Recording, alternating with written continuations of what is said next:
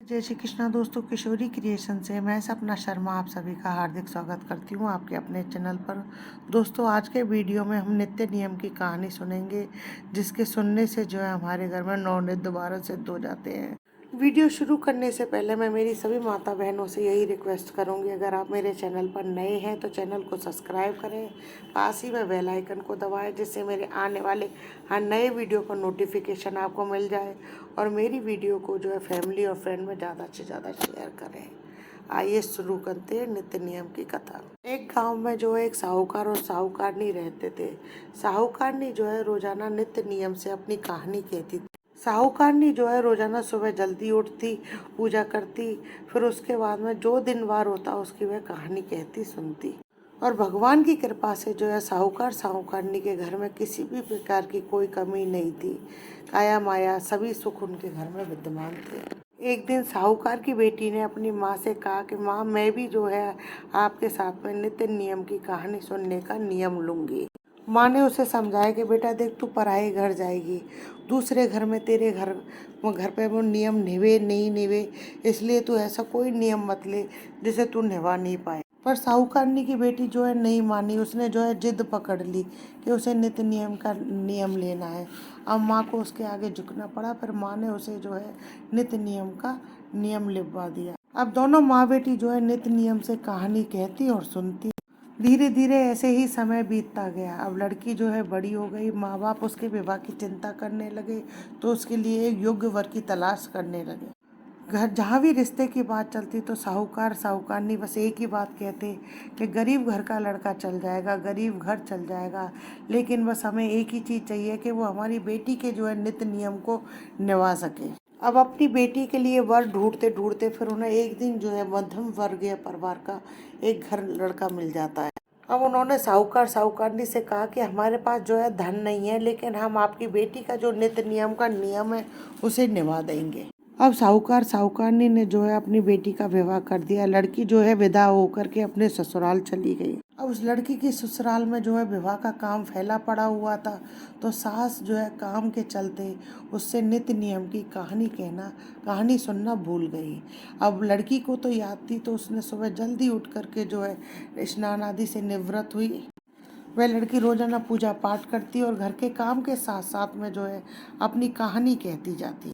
एक दिन ससुर ने जो है अपनी पत्नी से पूछा कि बहू कैसी आई है, तो सास बोली, बहू वैसे तो बहुत ही सुलक्षणा है, सारे काम काज में बहुत होशियार है, सुबह जल्दी उठ जाता, काम करते करते उसे जो है बड़बड़ करने की आदत है। तब ससुर ने जो है सास से कहा कि हो सकता है वो बड़े घर की बेटी है, वहाँ पर कोई काम नहीं करती हो, तूने यहाँ पर जो है सारा काम उस पर डाल दिया, तो वह इसी कारण बड़बड़ करती हो। सास ने कहा, ऐसी बात है तो कल से सारा काम जो है मैं ही कर लिया करूँगी। अब सास जो है बहू से पहले उठ गई और उसने उठ करके सारा काम कर लिया। अब बहू उठी, बहू ने उठकर देखा तो घर का सारा काम हुआ मिला उसे, तो वह उठ करके अपनी सास के पास गई। तब वह सास से बोली कि माँ जी, आपने काम क्यों किया, आपके काम करने से जो है मुझे दोष लगेगा। तब उसकी सास बोली, अगर मैं काम नहीं करूँ तो क्या करूँ, क्योंकि तू तो काम करते हुए बड़बड़ करती है।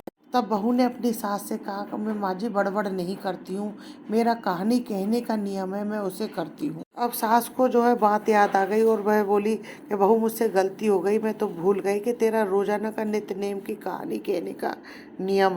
तब सास बोली कि बहू, अब तू रोजाना जो है मुझे कहानी सुना दिया कर। तब बहू बोली सासू जी से, ठीक है। अब हर रोज जो है नियम से बहू कहानी कहती, सास जो है उसकी कहानी सुनती।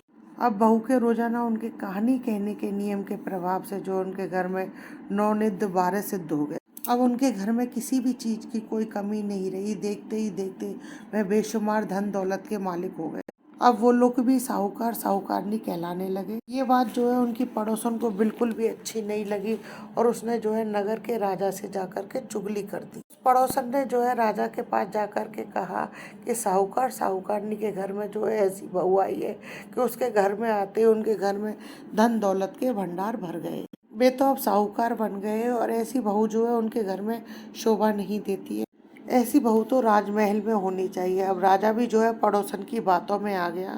अब राजा ने जो है साहूकार को बुलवाया और उससे बुला करके कहा कि तेरे बेटे की बहू को जो है हमारे राजमहल में भेज दो। यह बात सुनते ही साहूकार जो है कांपने लगा और घर आकर के जो है उदास होकर बैठ गया। अब ससुर को उदास देख करके बहू ने सास से पूछा कि माँ जी आज पिताजी जो है उदास क्यों है, क्या कारण है। तब सास ने जो है अपने पति से कहा कि बहू पूछ रही है कि आप किस कारण से जो है उदास हो। तब ससुर ने कहा कि बहू को बताने की बात नहीं है। तब सास ने कहा कि जो बात है उसे बताओ। तब ससुर ने बताया कि नगर का राजा कहता है कि अपने बेटे की बहू को जो है राजमहल में भेज दो। तब बहू अपने ससुर से बोली कि पिताजी आप चिंता ना करें और राजा से जाकर कह आए कि आज से 8वें दिन जो है मेरी बहू राजमहल में आ जाएगी। और साहूकार जो है राजा के महल में गया और राजा से बोला कि मेरी बहू जो है 8वें दिन तुम्हारे राजमहल में आ जाएगी। अब साहूकार जब राजा से इतना कह कर के अपने घर आ गया तो साहूकार के घर आते ही जो है राजा के शरीर में जलन होने लगी और देखते ही देखते जो है राजा के शरीर पर कोढ़ फूट पड़ा। राजा बड़ा हैरान और परेशान हो गया। उसने बड़े बड़े नीक हकीकों को बुलाया और उनकी दवाई ली, पर उसके फर्क नहीं पड़ा। पर उसने बड़े बड़े पंडितों और ज्योतिषियों को बुलाया। जब राजा के दरबार में बड़े बड़े पंडित और ज्योतिषी आए तो उसने पूछा कि मेरे शरीर में ये क्या हो गया है, एकदम अचानक से कोढ़ क्यों फूट गया है। तब उन पंडितों ने कहा कि हे राजन, तुमने जो है किसी पतिव्रता स्त्री पर जो है पाप धरा है, इस कारण जो है आपकी ऐसी दशा हुई है। तब राजा ने पूछा कि मेरा यह कोढ़ किस प्रकार समाप्त होगा। तब पंडितों और ज्योतिषियों ने कहा कि हे राजन, जिस पर आपने पाप धरा है आप उसे जो है धर्म की बहन बनाओ और उसके नहाए हुए पानी से आप स्नान करो, तभी आपका कोढ़ जो है ठीक हो पाएगा। पंडितों के और ज्योतिषियों की बात सुन करके राजा जो है हीरे मोती जवाहरात से थाल भर करके उस साहूकार के घर पहुंचा और अपने कहे हुए शब्दों के लिए माफ़ी मांग करके साहूकार से बोला कि आपके बेटे की बहू जो है मेरी धर्म की बहन है और आप उससे कह दो कि वह अपने नहाए हुए जल को मेरे शरीर पर डाल दे, तभी मेरा कोढ़ जो है समाप्त होगा। तब साहूकार ने जो है राजा से कहा कि मेरी बहू जो है धर्म की पक्की है, वह किसी पापी का मुंह नहीं देखती है। साहूकार राजा से बोला कि जब मेरी बहू जो है सुबह स्नान करे तो आप उस स्नान घर की नाली के नीचे खड़े हो जाना, जिससे उसके नहाने का पानी पड़ते ही आप जो है ठीक हो जाओगे। अगले दिन जो है राजा साहूकार के बेटे की बहू जब नहा रही थी तो स्नान के घर की नाली के नीचे राजा खड़ा हो गया और बहू के नहाने का पानी पड़ते ही राजा जो है ठीक हो गया। अब राजा की काया जो है कंचन सी हो गई। हे भगवान, जिस प्रकार आपने साहूकार के बेटे की बहू का सत रखा, ऐसा हमारा भी रखना। इस कथा को सुनने वाले, सुनाने वाले और हुंकारा भरने वाले जो है सबका सत रखना।